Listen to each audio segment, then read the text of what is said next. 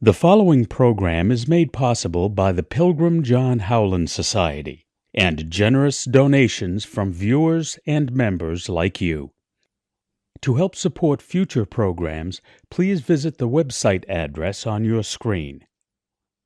Thank you.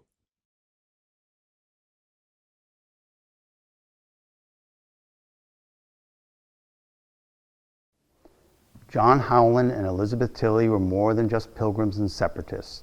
They were true adventurers, bold enough to climb aboard a ship that was overcrowded and about to suffer the worst the North Atlantic could throw at them. How many of us today could look at Mayflower and think, this is a ship I want to cross the North Atlantic in? I suspect very few, if any. They were then faced with the arduous task of building a new home in a place none of them were familiar with the full force of sickness and death and a harsh New England winter upon them. In spite of all of this, John and Elizabeth thrived. They had 10 children, all of whom survived to adulthood and went on to experience their own adventures and challenges. From them came over 3 million descendants. They include actors, authors, composers, doctors, governors, poets, presidents, professional athletes, senators, singers, songwriters, Supreme Court justices, and entrepreneurs. With Valentine's Day rapidly approaching, we at the Pilgrim John Howland Society are happy to tell you the story of one of the many descendants of John and Elizabeth, their 4th great-granddaughter and an entrepreneur, Esther Howland, the mother of the American Valentine. Cupid. His wing is the fan of a lady, his foot's an invisible thing, and his arrow is tipped with a jewel, and shot from a silver string. Esther Howland, 1870.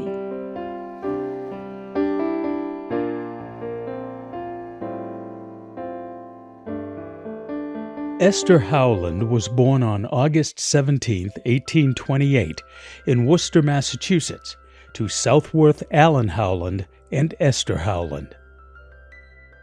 Southworth was a stationer and publisher, and was very familiar with the various aspects of paper products and running a successful business. As a young woman, Esther attended Mount Holyoke Female Seminary. Combined with her knowledge of her father's business, Mount Holyoke's non-traditional emphasis on geometry, physiology, and botany gave her unique training that undoubtedly contributed to her creativity and business sense. Esther graduated from Mount Holyoke in 1847. Esther clearly did not absorb all the teachings at Mount Holyoke. Classmate Emily Dickinson wrote in a letter dated February 14, 1848, to her brother, where she told him that Mary Lyons, the president of the seminary, had explicitly forbidden students from sending, quote, those foolish notes called valentines. Not only did Esther not follow Mary Lyons' advice, her whole life plan was soon to be changed due to those foolish valentines. Apparently, Esther entered Mount Holyoke Female Seminary with a different plan in mind.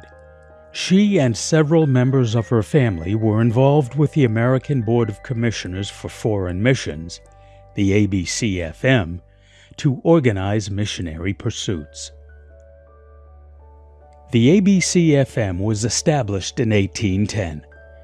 Its genesis began shortly after the Second Great Awakening, which was quite strong in New England. Their goal was to go around the world and convert non-believers to the Protestant faith. Several denominations had their headquarters in New England, and many became members. In 1839, the young ladies of the Calvinist Church in Worcester, Massachusetts, created the Center Missionary Sewing Circle, or CMSC. The circle made and sold clothes and embroidered goods to support missionary activities. They forwarded some of their profits to the ABCFM. Esther Howland was an active member of the Center Missionary Sewing Circle. After Esther's 1847 graduation from Mount Holyoke, she planned to become a missionary for the ABC-FM. Her fellow CMSC ladies were excited at the prospect of sending one of their own into the field. However, Esther's life was about to take a very different direction. The year she graduated, she received an imported valentine from England. It was lovely, with fine lace paper borders and decorated with pasted-on flowers. Esther and her friends liked it so much that her father ordered more to sell. When Esther saw them, however, she decided that she could make them herself and even improve upon them. Her father, Southworth Allen Howland, a noted bookseller, binder, and stationer, ordered the necessary supplies for Esther to make her own cards. So Esther designed several cards, which she gave to her brother, Charles Allen Howland, one of the salesmen for the family business, to take on his next business trip. Esther had hoped to get orders for a few $100s worth of cards.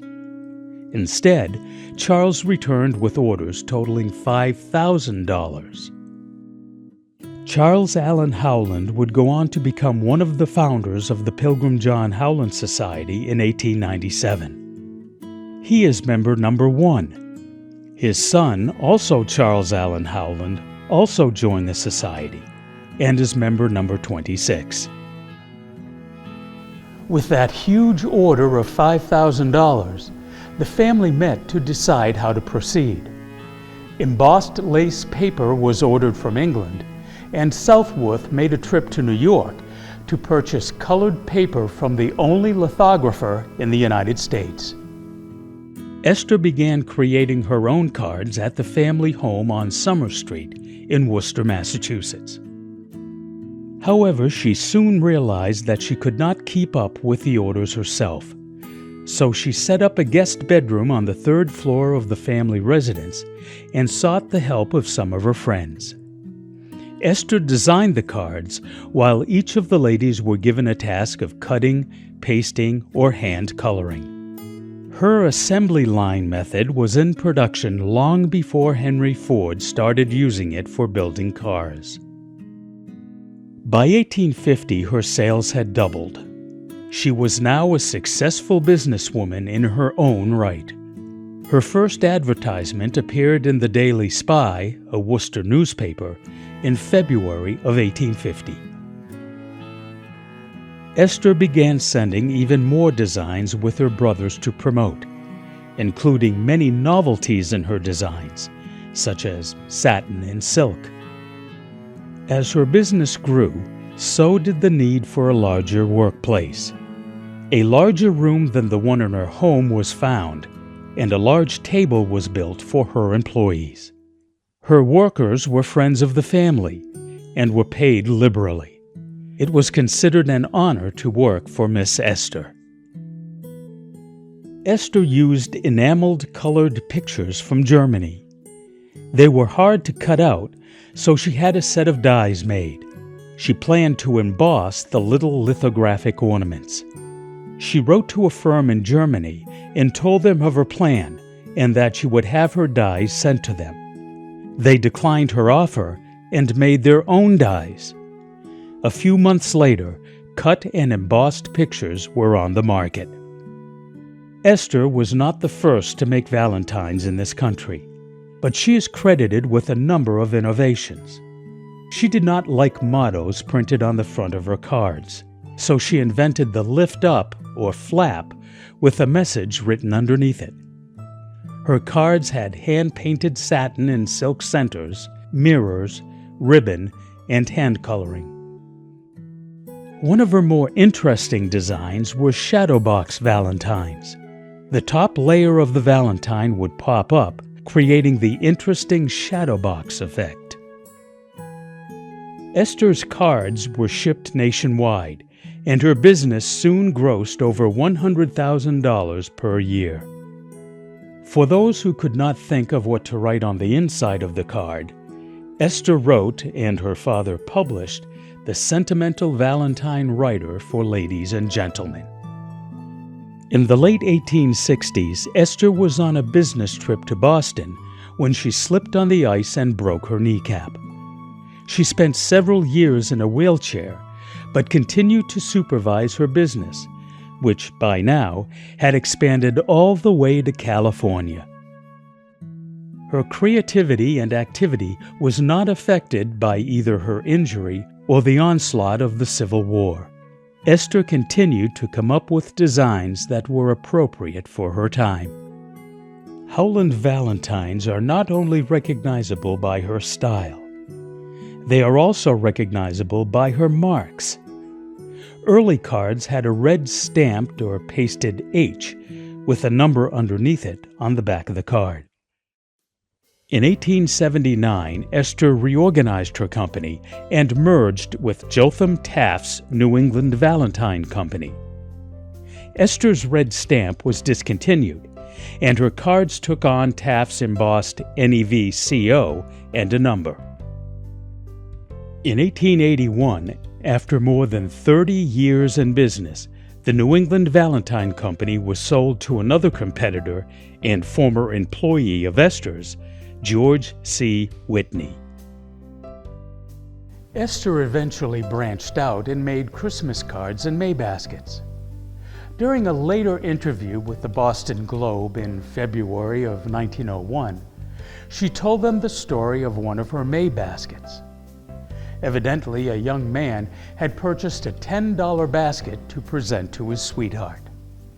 The thrifty miss broke his heart by telling him that any man who was fool enough to pay $10 for a May basket would not suit her as a husband.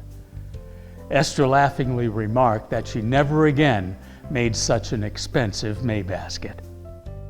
Approximately 100 years later, a commemorative postcard honoring Esther Howland and Valentine's Day was available through the U.S. Postal Service.